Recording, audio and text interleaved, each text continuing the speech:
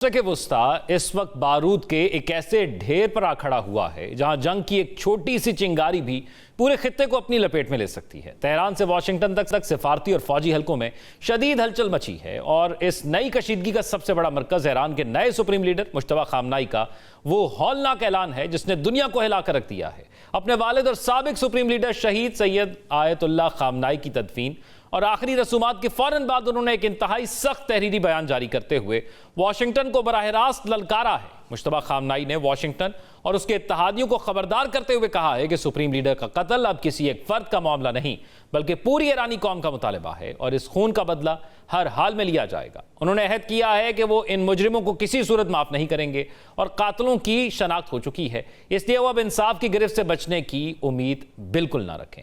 मगर ईरान से उठने वाली बदले की शदीद आग के जवाब में अमेरिकी सदर डोनाल्ड ट्रंप की इंतजामिया ने भी एक इंतहाई सख्त और खतरनाक मौक़िफ़ इख्तियार कर लिया है। अमेरिकी न्यूज़ वेबसाइट एक्सियोस ने 3 आला अमेरिकी अहदेदारों के हवाले से सनसनीखेज इंकशाफ किया है कि वाशिंगटन ने इलाकाई सालिसों के जरिए तेहरान को एक सख्त अल्टीमेटम भेजा है जिसमें ईरान से मुतालबा किया गया है कि वह हफ्ते के रोज ही अवामी सतह पर यह ऐलान करे कि आबनाए हरमज आलमी जहाजरानी के लिए मुकम्मल तौर पर खुला है और वहां तिजारती जहाजों पर हमले फौरी बंद किए जाएं।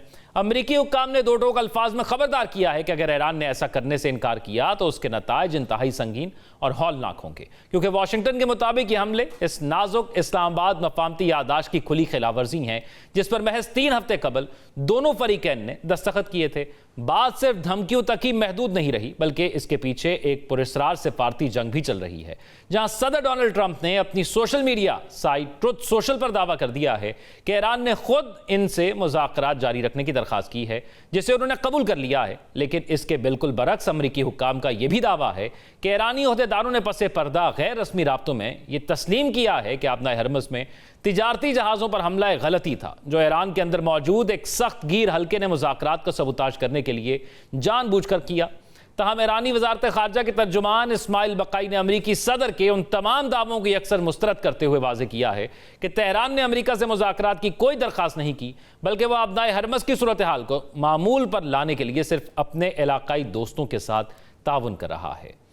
इसी तकरार और तनाव के बीच ईरानी वजीर खारजा अब्बास अरागची हंगामी तौर पर ओमान के दारुल हुकूमत मस्कत पहुंच चुके हैं ताकि वहां ओमानी हुक्काम से मुलाकात करके आबनाए हरमज के बहरान और समुद्री तहफ़्फ़ुज़ के लिए कोई मुनासिब तरीक़ाकार वज़ा कर सकें। ईरान का मौक़िफ़ है कि वो अब भी अमन मुआहदे पर कायम है, जबकि अब्बास अरागची ने उल्टा अमरीका पर इल्ज़ाम लगाया है कि अमरीकी वज़ीर ख़जाना खुद मफाहमती यादाश्त की शिक़े नौ की खिलाफ वर्जी कर रहे हैं और इस नाजुक मुआहदे को तोड़ने की कोशिश कर रहे हैं। क्योंकि एक बयान जो है वो डोनाल्ड ट्रंप साहब की जानिब से यह आया कि तकरीबन 1000 के करीब जो मिसाइल हैं उनका रुख ईरान की तरफ है। सो मिलिट्री सिचुएशन कैसी है इस वक्त आप देख रहे हैं? क्योंकि हमने देखा एक गैप भी है, वो जब 40 दिन की जंग होती है उसके बाद सीज़ फायर का, फिर ये टेक्निकल टॉक्स के अब 60 दिनों में से काफ़ी कुछ दिन तो गुजर चुके हैं। सो कहा जा रहा था कि इतने टाइम के अंदर ईरान भी अपने आप को जो है वो रीफ्यूल कर रहा होगा और अमेरिकन बेसिस पर अमेरिका भी कर रहा होगा। सो राइट नाउ सिचुएशन है क्या, किसके पास कितनी मिलिट्री पावर है खित्ते में, उसमें इजाफा हुआ या कमी हुई? जी बहुत शुक्रिया जोक साहब, आपने इनवाइट किया है। देखिए मिलिट्री माइट तो वही है, खास तौर पर अमेरिका की तो बहुत ज्यादा डेंट नहीं पड़ा बिकॉज पहले इतनी बड़ी फोर्स है, तकरीबन 6500 उनके पास फाइटर जहाज हैं, मरीन के पास कोई 800 हैं, 1500 के करीब नेवी के पास हैं, 4500 के करीब उनकी एयरफोर्स के पास हैं। तो वो तो सिर्फ 43 जहाज जो मुख्तलिफ ड्रोन वगैरह तबाह हुए हैं, तो अमेरिका को ओवरऑल तो फर्क नहीं पड़ा, नंबर 1। नंबर 2, जो फोर्स डिप्लॉयड थी पिछली दफा, वो एयरक्राफ्ट कैरियर उन्होंने 2 डिप्लॉय किए थे, आपको याद होगा, लेकिन जब नुकसान हुआ उनको तो पुल बैक करके पीछे ले गए। अब जरा विजुलाइज करेंगे, ये एयरक्राफ्ट कैरियर तो अभी भी उसके पास 11 है, 2 नहीं है सिर्फ डिप्लॉयड जो थे। एयरक्राफ्ट कैरियर बुनियादी तौर पर तकरीबन 4.5 एकड़ का एक जमीन का समझे टुकड़ा होता है जो समंदर पर फ्लोट कर रहा है, 70 जहाज उस पे होते हैं, तकरीबन 4500 का क्रू होता है उसके पास। तो ये डिप्लॉय किए गए थे, लेकिन बिकॉज ऑफ डिस्ट्रक्शन रीच में ईरान की वो पुल बैक कर लिए गए थे। अभी वो पुल बैक फर्दर कर लिए गए हैं, लेकिन उनको डिप्लॉय करने में देर नहीं लगती, नंबर 1। जो खतरनाक बात है, जो प्रेसिडेंट ट्रंप पर प्रेशर है, वो यही है। नेतन्याहू क्योंकि जंग चाहता है किसी तरीके से अमेरिका को ज्यादा उसमें खींच ले, इस वक्त भी तकरीबन 16 बेसेस हैं, चाहे जितने भी इफेक्टिव हैं, लेकिन तकरीबन 50,000 ट्रुप्स जो हैं अमेरिकन इसी खित्ते में मौजूद हैं। अगर आप ग्लोबल पर्सपेक्टिव से देखें कि मिलिट्री की कितनी फोर्स दुनिया में आमतौर पर फौज कितनी तादाद की होती है, तो दुनिया के जो 192 ममालिक है, 140 ममालिक की जो फौज है तकरीबन उनका 50,000 या उससे कम फौज है। दैट मीन्स इमेजिन करें कि कितनी ज्यादा फौज या ट्रूप्स इस वक्त मौजूद हैं। यही प्रेसिडेंट ट्रंप को शायद दिलाई जा रही है कि आप मिलिट्री माइट हैं, आप अभी भी सुपर पावर हैं, आप अनलीश करें। जो 1000 मिसाइल आप कह रहे हैं कि जी वो निशाना लिए बैठे हैं, तो वो बिल्कुल है। लेकिन अगर ये निशाना लिए बैठे होते, अगर ये 50,000 ट्रूप्स जो पहले भी मौजूद थे, ये जो 11 एयरक्राफ्ट कैरियर पहले भी थे, ये अमेरिका के पास जंग से पहले भी थे, पिछली जो जंग शुरू हुई थी जब, लेकिन वो रिजल्ट वो नहीं दे सके जो वो मिलिट्री ऑब्जेक्टिव हासिल करना चाहते थे। और खास तौर पर जो न्यू फाउंड लीवरेज ईरान को मिली स्टेट ऑफ हॉर्मुज की शक्ल में, वो नहीं मैनिफेस्ट कर सके। जब वो नहीं कर सके तो दोनों मुल्कों के पास पीस, अमन की तरफ जाने के अलावा चॉइस को नहीं। ईरान ने भी बहुत डिस्ट्रक्शन कराई, 20,000 के करीब इंस्टीट्यूशंस और टारगेट्स तबाह करवाए। अमेरिका ने अपनी वो मिथ या माइट या जोम जो था वो कॉम्प्रोमाइज किया, रीजन में अपना इन्फ्लुएंस कम करवाया।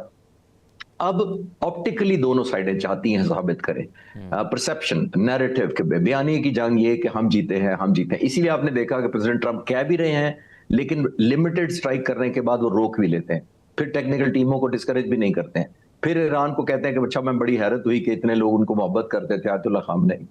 तो ये सारे का सारा ऑप्टिक्स की जंग है।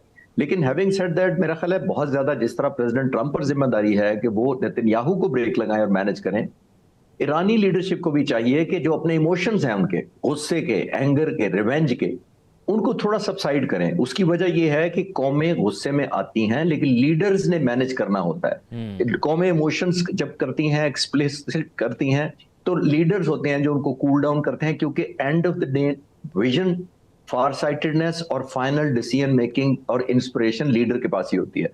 तो आई थिंक सारी साइडों को चाहिए कि इसको कूल डाउन ही रखें। लेकिन आखिरी अलहदा शायद सवाल करेंगे तो मैं ज्यादा बात करूंगा। नेतन्याहू फैक्टर ये है, वो वाहिद चाहता है दुनिया में शायद लीडर इस वक्त जो जंग